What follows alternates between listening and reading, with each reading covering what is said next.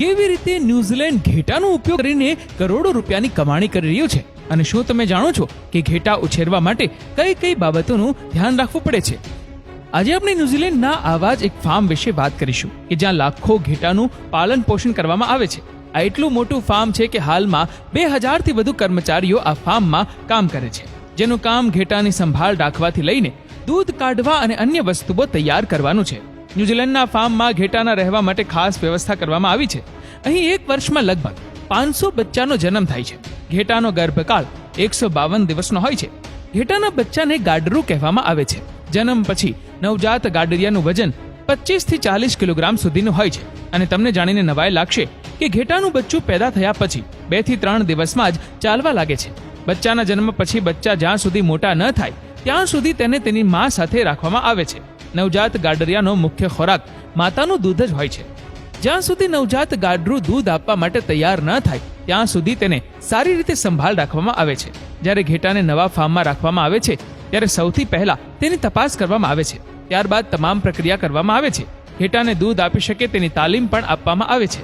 અહીં ફાર્મમાં એક ઘેટું દિવસમાં 5 થી 6 લીટર દૂધ આપે છે. સામાન્ય રીતે એક ઘેટું દિવસમાં 2 વખત દૂધ આપે છે, પરંતુ અહીં ઘેટાનું દૂધ કાઢવા માટે એક ખાસ પ્રકારની મિલ્કિંગ ટેકનોલોજીનો ઉપયોગ કરવામાં આવે છે.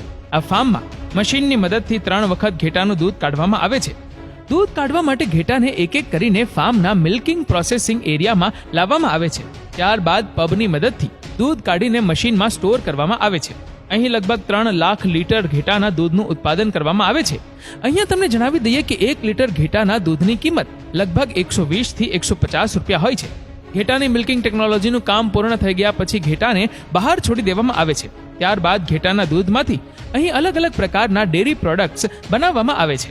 જ્યારે ઘેટાની ઉંમર વધી જાય ત્યારે તેમને કતલખાનામાં મોકલી દેવામાં આવે છે અને તેને મારીને તેના માંસને અલગ કરવામાં આવે છે. અને તે સિવાય ઘેટાનું ચામડું જે રેસાના સ્વરૂપમાં હોય છે, અહીં બધા ઘેટાના રેસા કાપીને એક સાથે ભેગા કરવામાં આવે છે. આ બધા રેસા મશીનમાં નાખીને અશુદ્ધિઓ દૂર કરવામાં આવે છે, જેમાંથી એક બાજુથી ગંદુ પાણી નીકળે છે અને બીજી બાજુથી નરમ રેસા નીકળે છે. આ રેસાનો એક બંચ તૈયાર કરવામાં આવે છે. આ બંચોને એક મશીનમાં નાખવામાં આવે છે જ્યાં રેસામાંથી ઊન તૈયાર થાય છે.